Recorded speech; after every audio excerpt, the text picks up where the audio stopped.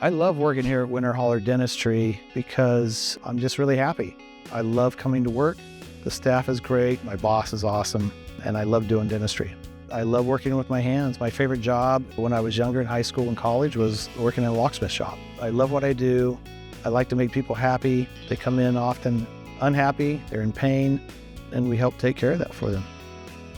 One of my favorite things about being a dentist is someone comes in and they're not happy with their smile, and we can take care of that for them, helping them leave the office feeling better about themselves, more confident because they can smile. Patient care is paramount.